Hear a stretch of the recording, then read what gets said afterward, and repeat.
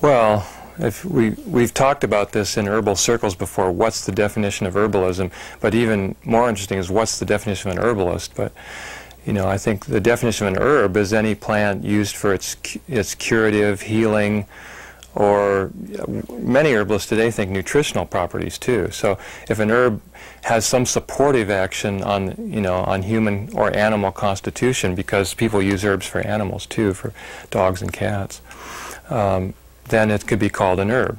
But so that's that's a more specific definition. But in more general, in botanical terms, an herb is the leafy flower, you know, leafy part of a plant. So an herbaceous plant is one that is very leafy and not woody. So that's in, you know, in the more botanical sense of the term, that's what an herb is. But in the herbalism sense, in the healing sense, in the wider or more specific sense, it's any plant that can interact with humans or animals and have a good effect, have a beneficial or salutary effect, as opposed to poisonous plants, which obviously many herbs have poisonous properties. But then, if the dose is in the proper dose, if it's a small dose rather than a large dose, then you can get a therapeutic effect, even with poisonous plants. As far as what is herbalism? Herbalism is, well, we separate herbology from herbalism. That's an interesting point, is that many people call herbalists herbologists, and herbologist is somebody who studies about herbs, and an herbalist is somebody who actually practices herbal medicine, who actually uses herbs for working with disease and health. So I like to make that distinction between herbalism and herbologist.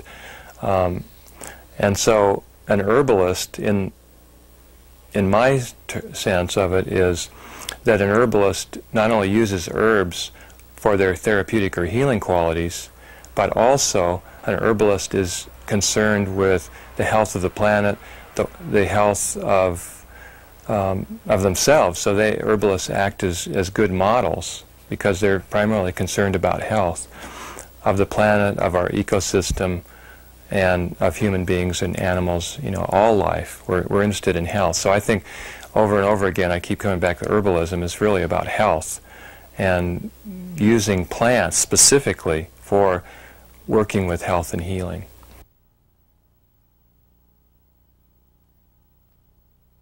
Botanically, an herb is an herbaceous plant, a green plant. So in other words, you wouldn't call a pine tree an herb particularly, but in the herbal sense, you could call it an herb. You could even call the pine bark an herb because it is a substance used for healing from the natural kingdom. And in Chinese medicine, they even broaden it even more because they think of minerals like quartz and cinnabar, which is a poisonous mineral. They think of those as herbs, or bat guano, or flying squirrel feces, or pollen, you know, all different types of things. They consider those herbs because they're from the natural kingdom, you know, they're from the animal or plant or mineral kingdom, and they have healing properties. So it depends on whether you're talking about the botanically or whether you're talking in the normal herbal sense of Western herbalism. Usually an herb is a plant substance that promotes healing, whereas in Chinese medicine they go even wider and say it's from the vegetable, animal, or mineral kingdom because they use bear bile, they use, you know, claws and skins and everything for healing. So,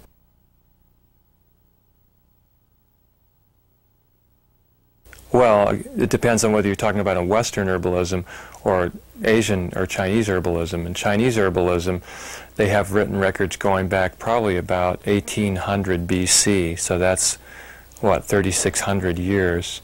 And they think that those records came from times long before that. Whereas in Western, I'm more familiar with the history of Western herbalism, and I have a very large collection of books on Western herbalism and enjoy studying it.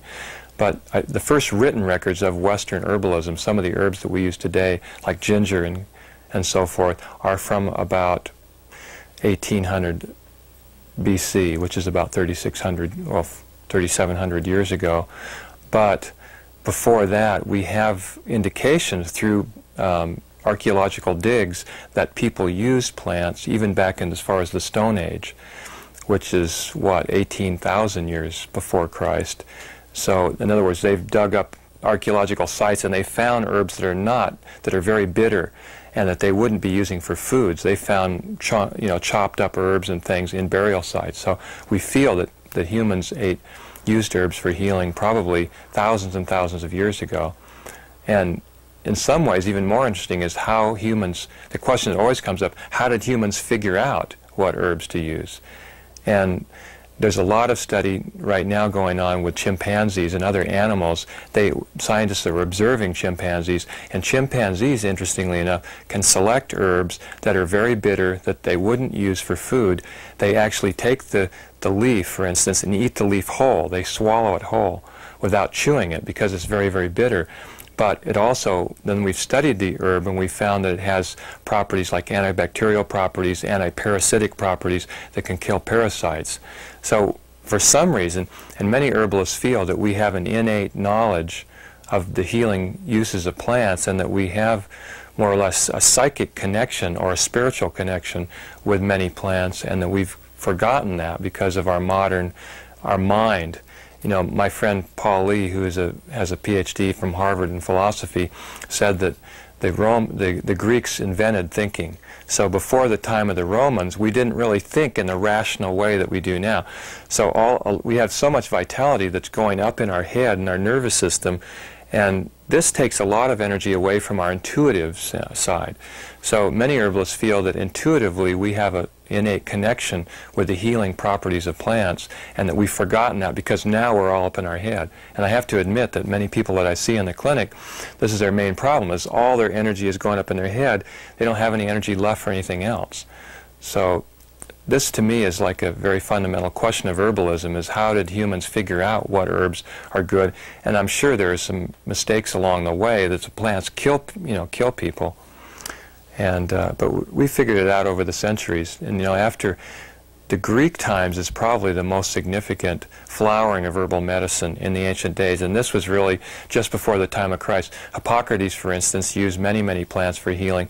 Hippocrates was the father of natural medicine and believed in using water, hydrotherapy, and diet, and simple herbs for healing. And this was 455 BC. And then after that, probably the most famous herbal of all time was Dioscorides. Dioscorides was thought to be a physician in Nero's army, and he traveled all over the known world in Rome and the Roman Empire, and using and collecting knowledge about plants from all over the Roman Empire, how to use them, and then wrote it down in his herbal, which is called De Materia Medica, which is the most famous herbal of the ancient world. And that was the absolute authority in herbal matters for literally 1,700 years. So, and then after that, there was a great flowering of herbal medicine in Persia between the, say, 1100 AD and about 700 AD, along in there. There was a great flowering of herbal medicine with people like Avicenna and Al-Kindi, Al-Samarkandi, and so forth. And they basically took the Roman and Greek knowledge of herbalism and translated it into Persian. And then from there, the knowledge spread into southern Europe around Italy, and the most famous schools were at Padua and Salerno, which are in Italy, and those were the first Western schools of medicine, in general. And then from there it moved up into continental Europe and to England, and from there there was a steady progression of herbal medicine up until the 1930s. And of course in Europe, in Western herbalism in Europe, it never really was lost. It's been an unbroken tradition for thousands of years. But when we came over into this country, to North America, then we really lost that thread for quite a while there, especially when modern medicine really came in. Most of the herbal substances which were in the pharmacopoeia and were official drugs left the pharmacopoeia in the 1930s and 1940s. And so it basically skipped a generation. That's why I think my mom wasn't into herbalism. Herbal medicine has skipped a generation, and now we're really rediscovering our roots, so to speak.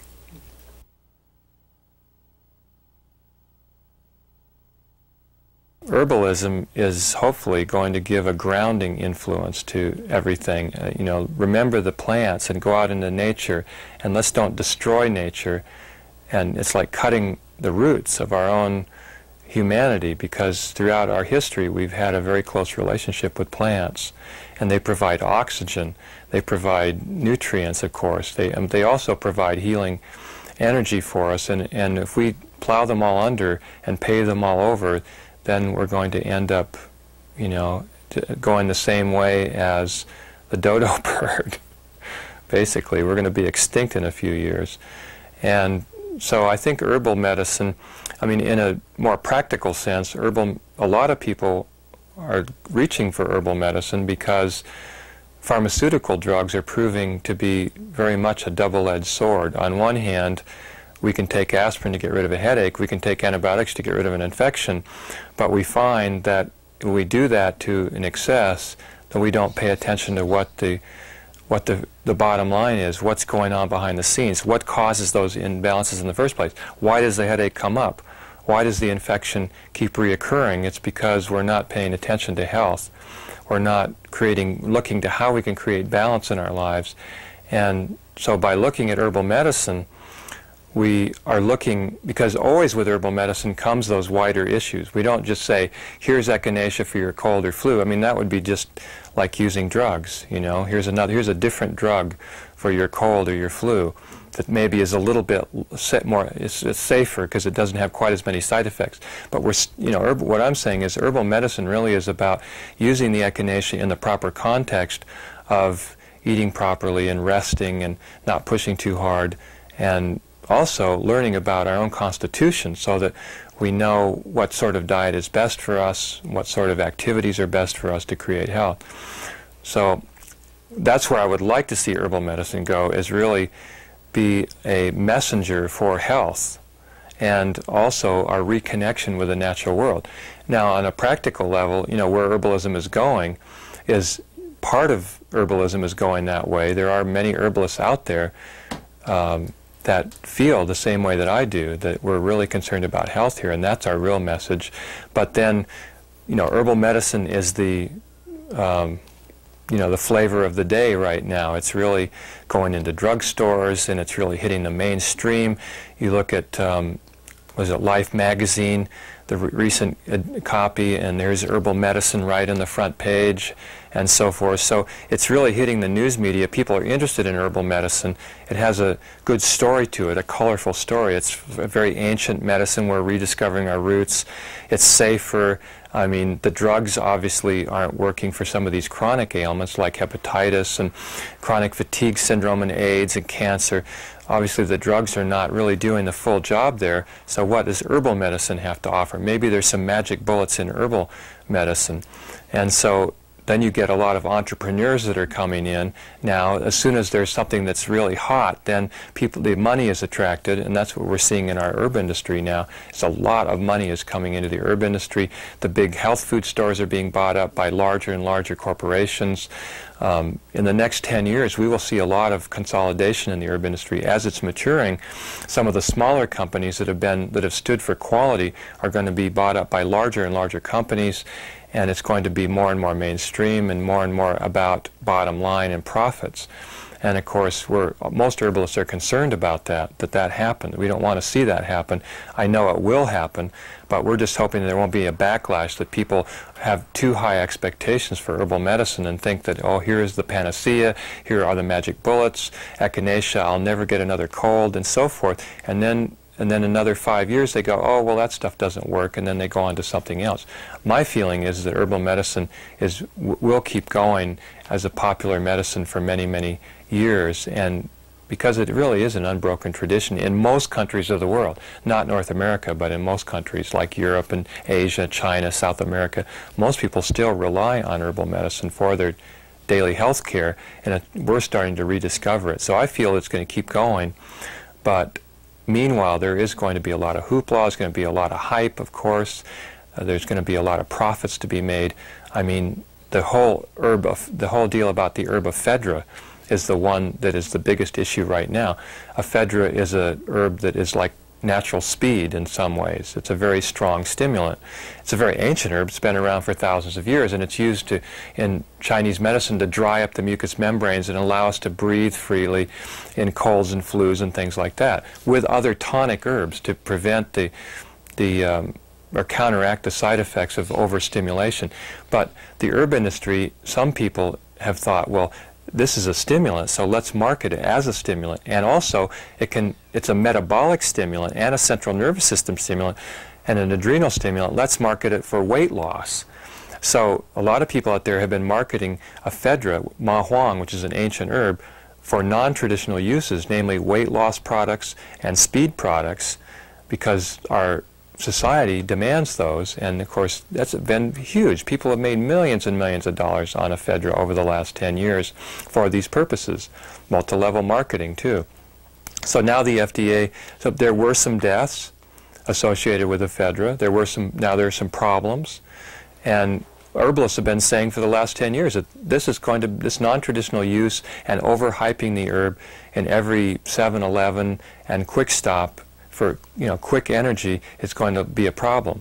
And sure enough, 10 years later, here it's a problem that's back on our doorstep, and the FDA, we're getting bad press. So herbalism basically is getting bad press for this one small part of the herbal industry, which is making big bucks. It's high profile. The main product, of course, is herbal ecstasy and other products like that. It's touting it basically as a recreational drug. So herbalists, and I like to go on record of saying that is not herbalism. That is hype, and that's I'm not saying that there's no place for that. In sports, if a person is very robust, okay, using a little of herbal, ephedra or something for energy in a balanced way, maybe you could make a case for it. But it's way overused and overemphasized, and the FDA now is looking at it, and they may ban it. They may actually take ephedra off the market, and we would hate to see that because it's a traditional herb that has a very strong place in traditional Chinese medicine for respiratory complaints. And like you would use Sudafed, is a good example, to open up the bronchial and dry the airways. So herbalism, just to kind of summarize, herbalism really is about health, but what we're seeing is in the herb industry and the wider realm, especially in North America, is that it could be about big bucks. And well, I would like to see it continue to be about health. And there are so many more practitioners, there's better training, there are better schools out there now of herbal medicine. There are 4 or 5 resident schools of herbal medicine in this country now. And I'm really happy about that. And so the training is getting better, the education, the books, everything, the information is getting to be higher quality. So I'm hoping that will really tell people and put the message of health out there for herbal medicine and using the herbs properly and with knowledge and wisdom.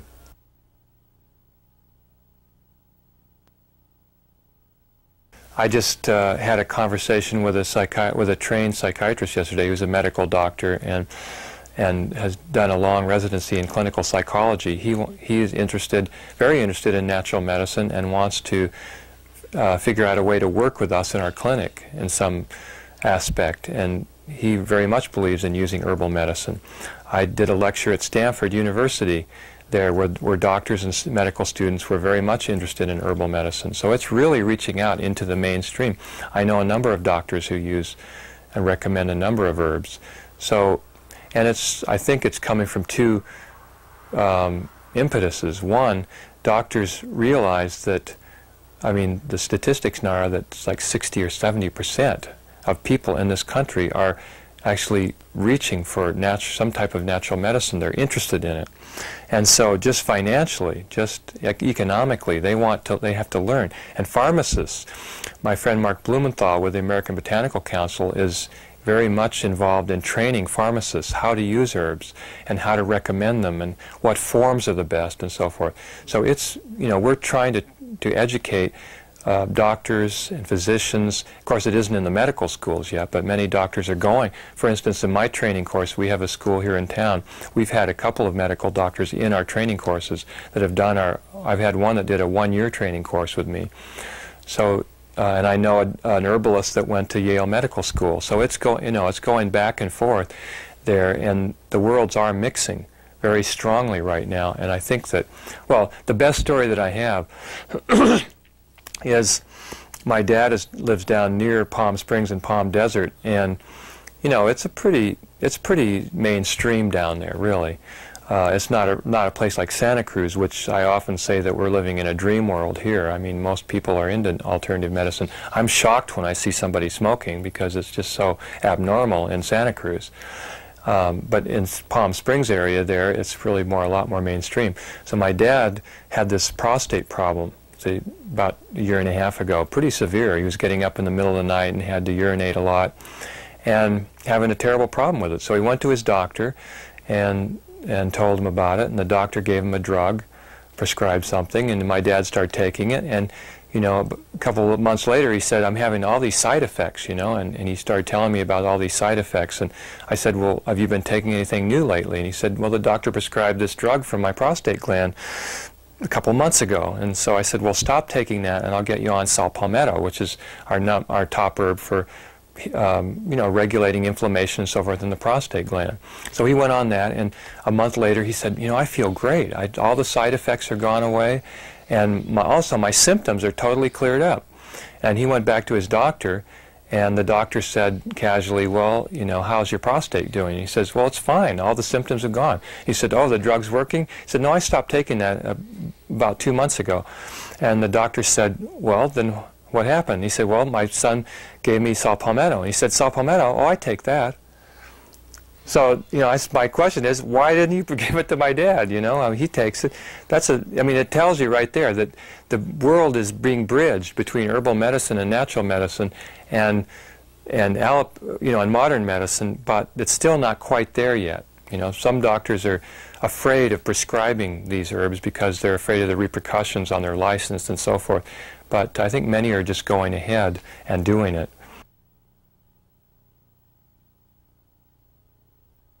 Quack is an interesting term. Quack was formerly used, you know, the original use of quack was to describe regular doctors who use bloodletting and heavy metals and dangerous drugs. Those were the quacks. And today it's kind of turned around that somebody who's using unproven and untried medicines are called quacks. But ironically, well, to me a quack is somebody who is misrepresenting themselves. They actually misrepresent what they know, what they can do, and what their medicines can do. And yes, there are herbal quacks out there. There are natural medicine quacks, probably a number of them. And there are also medical doctor quacks who you know, go to 4 years or 8 years of medical school and get their medical degree, and they don't know the first thing about healing. They don't know anything about human interaction. They don't know anything about the disease process or the health process of health. They don't know how to advise their patients to be healthy. They just offer them drugs and send them out the door. And the average, the average time that a physician can spend with a patient now is like, I think, 7 minutes, and the first interruption happens after 45 seconds after the doctor goes in with the patient. This is the average. So my feeling is, you know, who's the quack? You know, what's going on here? And yet in our clinic, we spend an hour with a patient. We go over their health history, we go over their family history. We try to give them the tools in order to be healthy. We support them. We work on their bodies. You know, we do acupuncture, we do shiatsu. We try to bring awareness by showing them how to massage themselves and touch themselves and where it might be, the energy might be stuck. And we also help them develop better diets for themselves. So I think people, you know, how modern medicine is blending with herbal medicine. Modern medicine will be highly influenced by herbal and natural medicine. That is already happening. And of course, herbal medicine is being influenced by modern medicine. Modern medicine is not all bad. Modern medicine is great for crisis intervention, obviously, or prevention or intervention. And for instance, if I got an accident, which I had an accident when I was in England, I went into the hospital there, and they x-rayed my hand and, you know, and everything, and if I had had a broken bone, they would have set it, and so forth. That's great. You know, modern medicine is remarkable. It's fantastic. And I support physicians and doctors. I'm not against physicians and doctors, but I don't believe in overusing all of these pharmaceutical drugs, which is not so good on our environment, because when they're produced, it pollutes our environment with all these chemicals, and it's not sustainable. And I believe in promoting health, and at the same time, there's always going to be disease. So this is my bottom line here with modern medicine and alternative medicine, or holistic medicine, whatever you want to call it, natural medicine, herbal medicine, is that the office of the future, when a patient goes in, yes, the allopath will be there, the modern medicine practitioner, they're trained in disease. There will always be disease. So if you have disease, go in and see the doctor. They know all about the body, they know all about disease. But at the same time, you have to be trained in how to be healthy. The doctor is not trained in health. They don't know how to help you be healthy. They can only, well, in one sense, through the back door, they give drugs and treatments, hopefully, that will get rid of the disease or mitigate the disease, oftentimes creating another disease in the process, which we know. Iatrogenic diseases are very, very widespread. On the other hand, why not have in the same office someone who's practiced in health and trained in health for 20 or 30 years? They can teach the patient about diet and about breathing properly and about proper posture and stress release and herbs, you know, herbal medicine that can help support their body system. Herbal medicine is very much about working with the patient. My favorite saying is the one that Ben Franklin came up with, which is, I would rather know what sort of person has a disease than what sort of disease a person has. So in other words, modern medicine is focusing on what sort of disease the person has. Is it a lesion in the digestive tract? Then it's an ulcer, or whatever the lesion is. If modern medicine can't identify an actual lesion, it's very difficult for them to diagnose disease. Whereas the herbal practitioner wants to know what sort of person has the disease, and we will go spend great lengths looking at the person from inside and out. We don't care about the disease so much. We want to know what the imbalance is, what the person's constitution is like, what they're doing in their life, so that we can create a harmonious whole for that person in their environment, and then the disease will cease to exist. It'll just go away.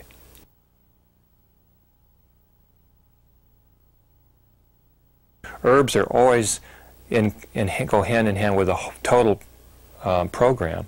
My teacher was Paul Bragg, who taught me how to fast and taught me how to eat properly. He was my first health teacher.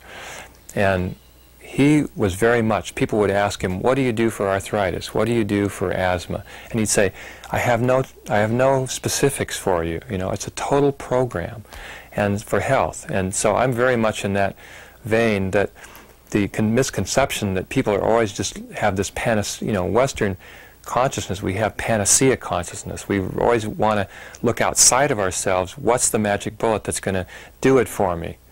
Maybe, they go to all these doctors and the drugs don't do it, so then they go to the herbalist as a last resort. Maybe this magic bullet that the herbalist has can do it. But my message is, we have to look inside of ourselves, and we have to take full responsibility for everything that happens to us and every disease. That's the first step of healing.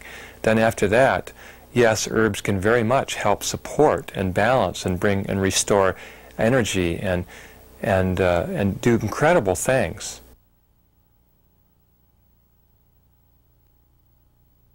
The history of herbalism is about empowering people, because you look throughout the whole history.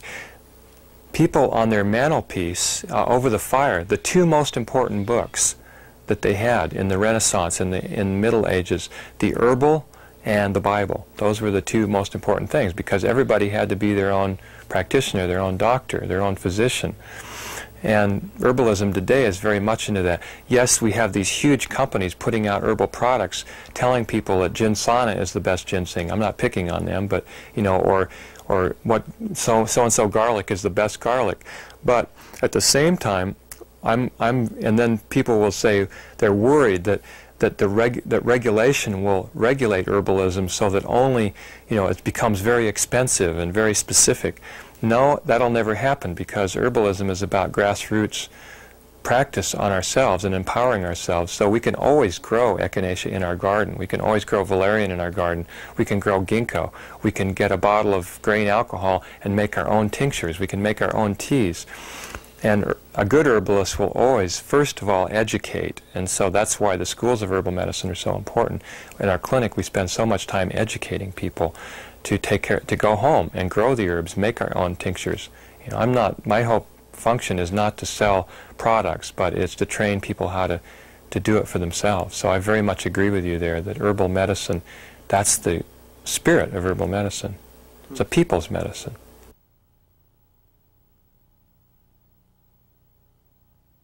I think that there is a place, this is quite a controversy in herbal medicine. Should we license or should we not license, you know, and should herbalists be licensed?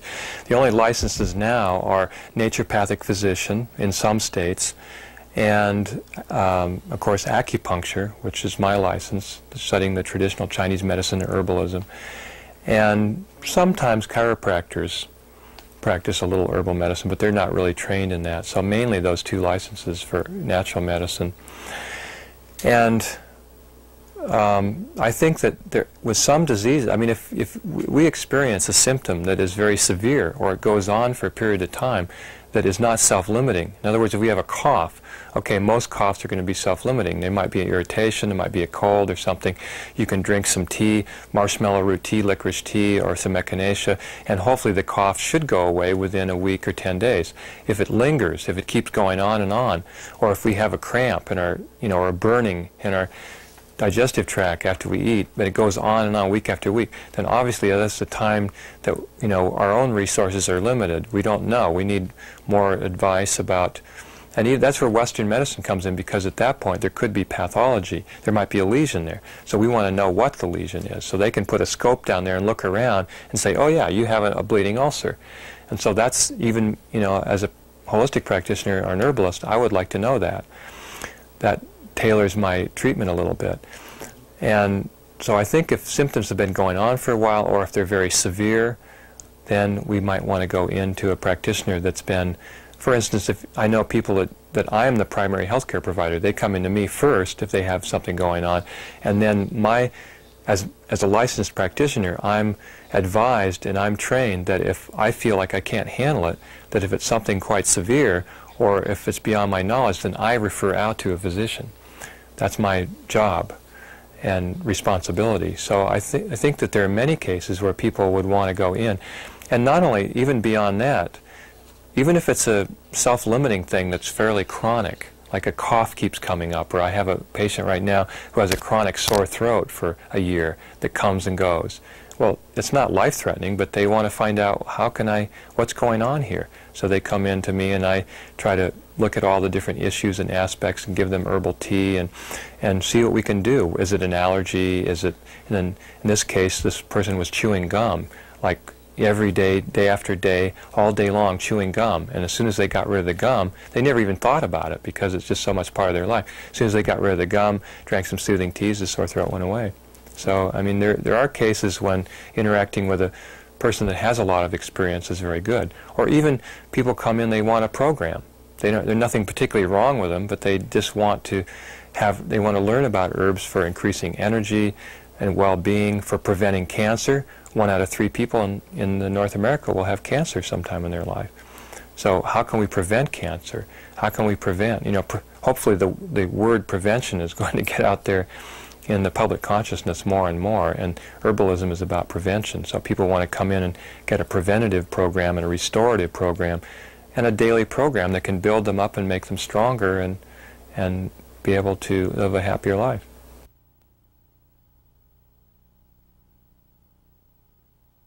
You know, there are a number of very ancient systems. There's traditional Chinese medicine, which has been around for a long time, practiced throughout Asia. Then there's Ayurveda, which comes from India. And then there's Tibetan medicine, which is kind of a blend of Chinese medicine and Ayurveda. And then there's what I call ancient Western medicine, or ancient European medicine, which comes from the Assyrians and the Egyptians and the Greeks and the Romans and the Middle Ages and all through. And this is really the medicine in North America and in Europe that we primarily follow. There's also Tib medicine from North Africa. North American medicine, the Native American Indians had a very, very highly skilled herbal system of medicine and healing and treatment, even using porcupine quills for acupuncture, and fungus, dried fungus and powdered fungus for moxibustion, for heating up points in the body. And of course a very sophisticated herbal medicine using indigenous herbal medicines.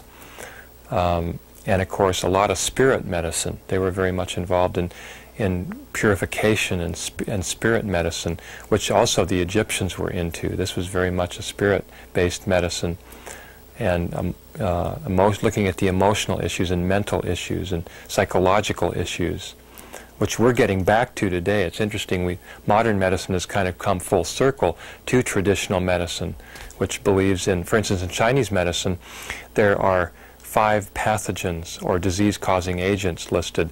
There is hot, cold, dry, and damp, which are obviously we're affected by in our climate, on our world, but also the 5 emotions are considered disease-causing agents. And the 5 emotions are fear, anger, grief and sorrow, pensiveness, which is too much thinking and worrying and so forth, and joy. And so those 5 emotions affect our 5 internal organs.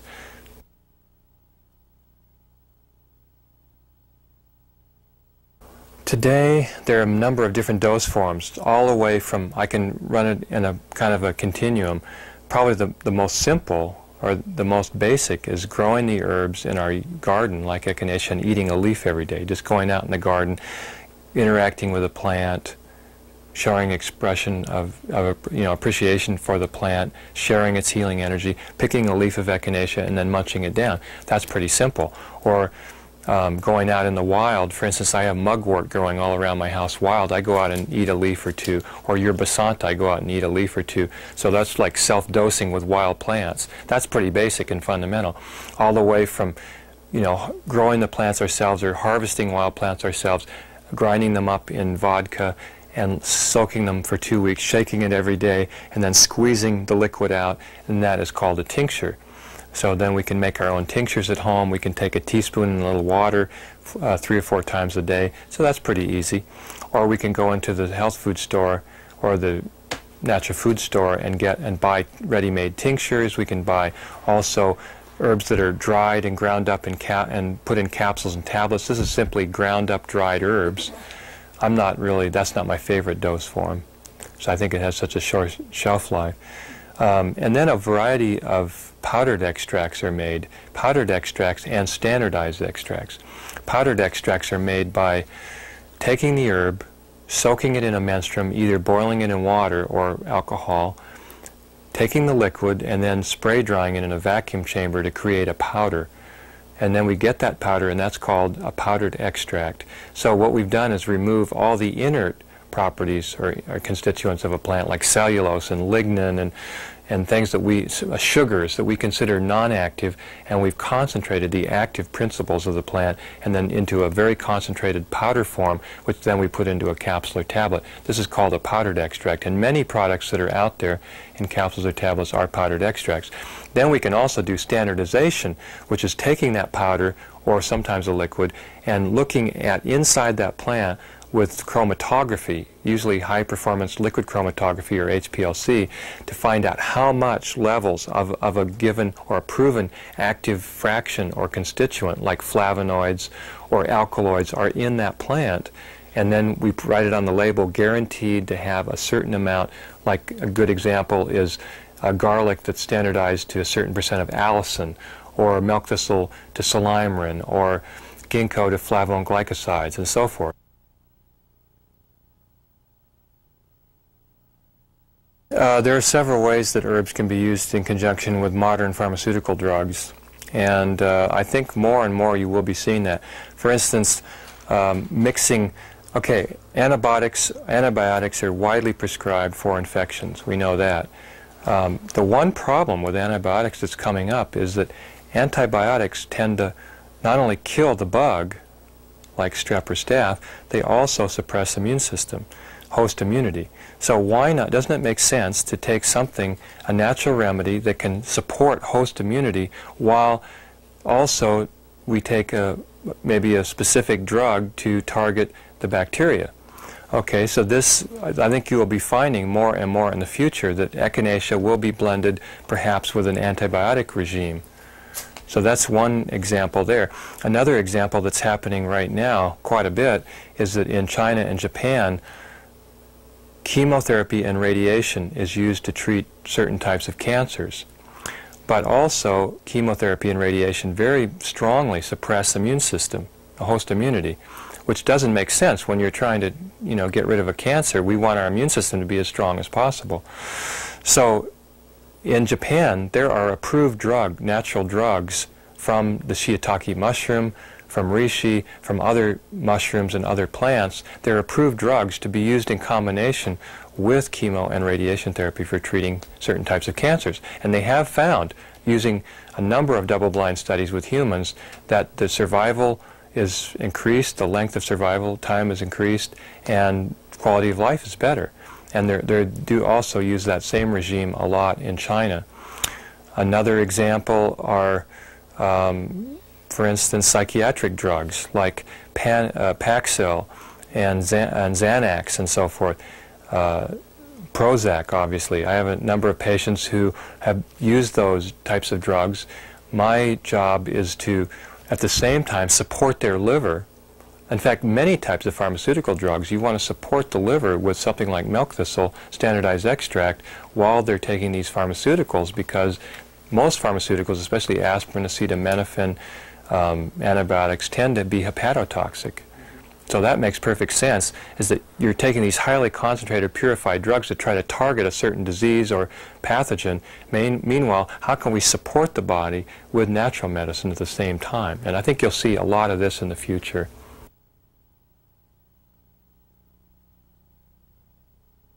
In China, they're not so uptight about just letting Western medicine or modern medicine freely mix in the hospitals and in practice with traditional medicine and herbal medicine, holistic medicine, energy healing, whatever. It's all blended together. And they don't have any problem with that. In this country and in many Western countries, we keep it very separate. And I think probably most of the reason, even though people come on like it's a big moral issue, I think it's mainly economic, that modern medicine has carved out a certain niche. For instance, in in cancer treatment and cardiovascular treatment, bypass surgery and certain drugs, treatments, this is like their bread and butter of many, many hospitals, many, many practitioners of modern medicine. This is their bread and butter. They don't want, you don't mess with that kind of stuff, because that's very strikes to the economic heart.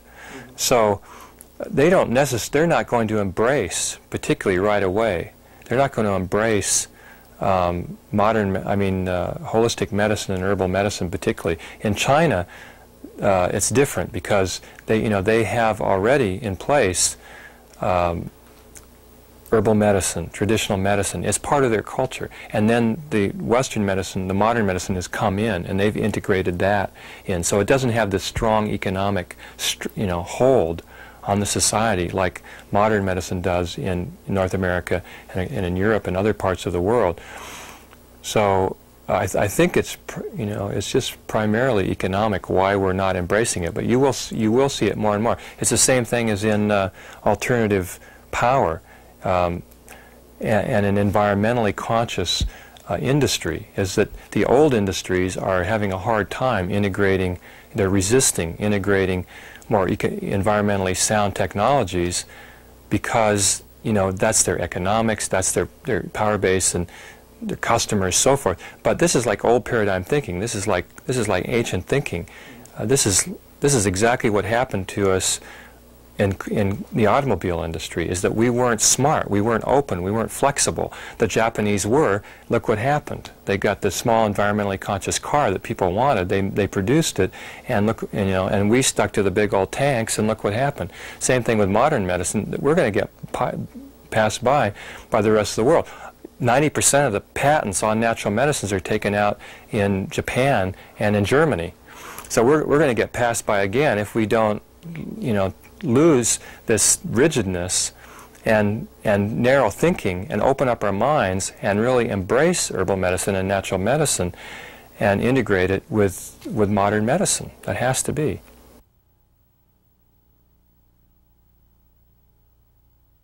You can go to any nursery and get echinacea and thyme and rosemary and lavender and sage and many, and then there are a number of, and more there are actually nurseries, local nurseries are bringing in more medicinal plants.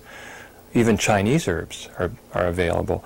But there are a number of mail order places like Gardens of the Blue Ridge in the Carolinas that sell ginseng and golden seal starts, and Richter's up in Canada that specializes in medicinal plant starts and seeds. And so you can get a catalog, and more in the catalogs they talk about how to grow them. And I'd say Stephen Foster's book, Herbal Bounty, has some good information about growing herbs. There are a number of good books now that tell how to, for the amateur herb gardener, how to grow them properly. But usually herbs are not really fussy. They like a nice, deep, rich soil, well worked, good mulch, you know, natural fertilizer like fish emulsion, seaweed, and, you know, nitrogen from, you know, fish emulsion is what I generally use, and seaweed extract. But they're pretty easy to grow at home, and many of them don't require much fussing or care, really. You can just put them in there and let them go.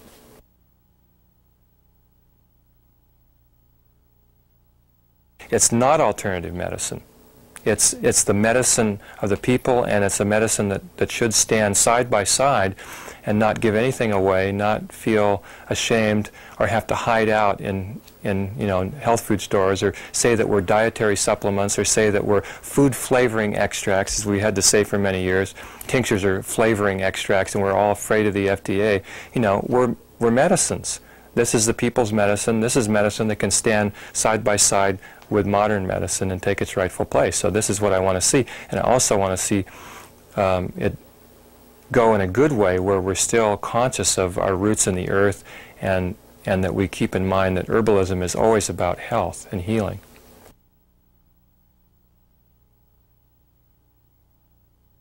People want herbs. That's why we got our law passed. I mean, it was literally the most grassroots support of any issue in the history of Congress was this last natural, what we call DSHEA, the Dietary Supplements Act. This had the most public support of anything, anywhere, anytime. And so people want herbal medicine. That's pretty clear. The regulators are getting that message. And yeah, the FDA has a long-standing history of negativity with herbal medicine, going back to the days of the Quack patents, you know, where people would put out this remedy and say it would cure everything, and, you know, it's good for what ails you and all that kind of stuff. So I can understand. They have some history with herbal medicine and natural medicine.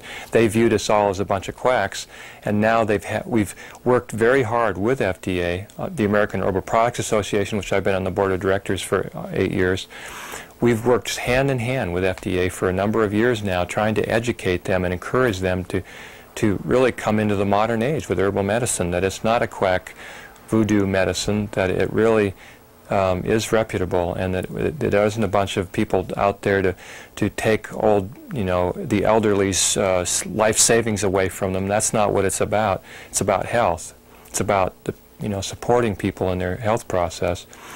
And so my bottom line with the regulatory issues around herbal medicine is, some people are negative and say, well, I'm afraid that the government is going to regulate it out of existence, it won't be available anymore.